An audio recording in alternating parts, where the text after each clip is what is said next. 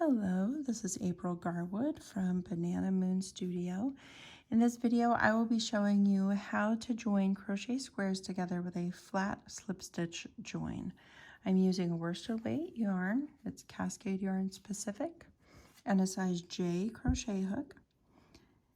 And I'm going to start by going ahead and putting a slip knot on my crochet hook.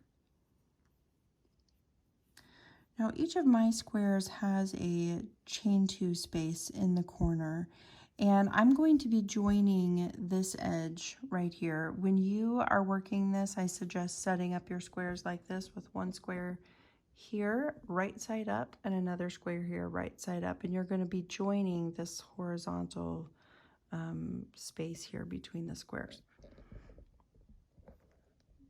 Okay, and with each side, I am going to include in that join the chain in that corner space that is closest to the side I'm working. So at each corner, I'll be including one chain, the one closest to the side that I'm joining. So I'm going to go ahead and go through the back loop of this chain. And then with my working yarn underneath what I'm doing, I'm going to find the corner chain space on this blue square, and I'm going to go through the back loop of the one closer to the side that I am joining. So we're just working through back loops here, not through both loops. And then I'll take my working yarn and I'll go ahead and pull it through the blue chain and the yellow chain and the loop on my hook. Now, I did the yellow side first this last time, so now I'm going to do the blue side next. Then the next stitch is right here. I'm going to go through the back loop of that stitch. And now on the yellow square, I'll go through the back loop of the next stitch. And then I'll yarn over from that working yarn that's underneath what I'm doing and pull through the yellow stitch and through the blue stitch and through the loop on my hook. And so we alternate. This in this join, you can see that I did the blue first because it's on top of the yellow. So this time I'm going to go into the yellow stitch first, back loop only. And then I'm going to go through the back loop only of the next blue stitch. And then I will yarn over and pull through both stitches and the loop on my hook.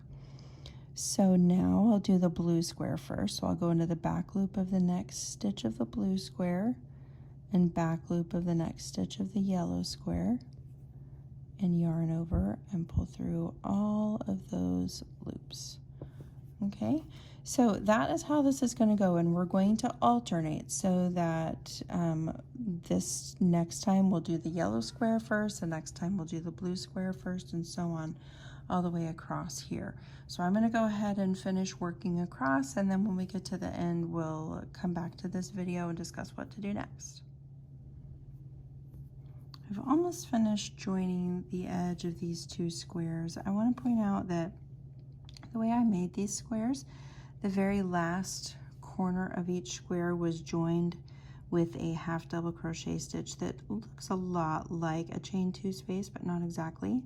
So when you get to these corners, you're going to treat them just like you would if they were a chain 2 space. So you can see this right here kind of looks like a chain, and you can see that it has a back loop, or actually that's my tail. You can see that it has a back loop right here. So I'm going to go in through that back loop and then through this one of the blue square. And there's my working yarn underneath everything. I'll pull it through each of those and there. Okay, so I have finished joining this edge. Now what I'm going to do next is I'm going to chain 1. And then I'm going to grab my next set of squares. Let's see, which ones do I want to use? And I am going to, so if this were the next set of squares that I were planning to place in my blanket, then I would just go ahead and continue joining. So here is my working yarn. I did the chain 1. That's going to kind of bring me across the place where these 4 squares meet. And so now I will find the chain 2 space of this square and go into, so here is the first chain and the second one. I'm going to go into the second one because that is the chain closest to this edge that I'm joining. So in the back loop of the second chain, and keep your working yarn underneath, and then I will go into the back loop of this chain, which is closest to the side that I am joining, and grab my working yarn from underneath, and again go through each of those stitches and through the loop on your hook. And you're going to continue across just as you did. So I did the brown square first last time, so now we'll go into the back loop of the next stitch of the red square, and then into the back loop of the next stitch of the brown square, and yarn over and pull through all of those loops. Okay, and so you will alternate back and forth. Brown square first this time, red square first next time, and so on and so forth all the way across. So now when I get to the end of joining this set of squares, I'll come back to this video and show you what to do next. I have finished my join all the way across these 2 sets of squares, even working into the chains that are closest to the side I was joining. Now, assuming you are going to be making a large blanket, you'll be joining a lot more squares than this. So look at whichever set of squares is supposed to go next here. You're going to go ahead and you'll chain 1 and then just continue joining across each set of squares. Now you'll notice they're not joined together here, but that's okay. So what you're going to do is the next set of squares, you're going to join those, and the next set, and so on, all the way across the 2 rows or columns that you are working with. When you are at the end and you've joined all the squares in those 2 rows or columns, depending on whichever way you're working, you're going to go ahead and fasten off. And then you will go back and work the join going the other direction. So now I will turn this. I still have everything right side up. And I will go ahead and join this the same way that I did the one going the other way. I'm almost to the center point of this join that I'm working on, so I wanted to show you how that goes. I have just a few slip stitches left to do before I get to that point.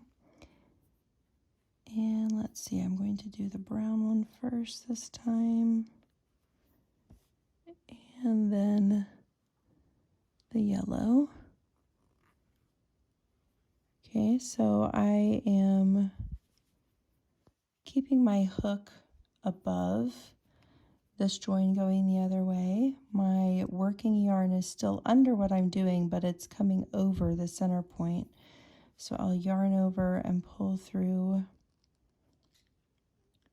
these loops, and that finishes these 2 squares. So now I will chain 1, and I'm just going to go over the join going the other way and go ahead and go into the back loop of this chain of the red square. And let's see, I need to keep my blue tail out of the way, and go through the back loop of this part of the, it's kind of hard to get into because that tail is wanting to be in my way, under the back loop of this chain space of the blue square. There we go. Now we've got it. Okay, and then I will pull through all of those,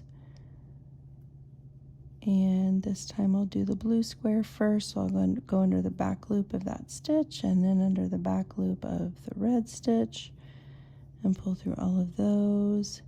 And I will go ahead and continue across, but I wanted to let you see how that center turned out. And you see, when you go ahead and join your squares in series like this, you just keep going from one square to the next, you get a really nice, pleasant looking center here.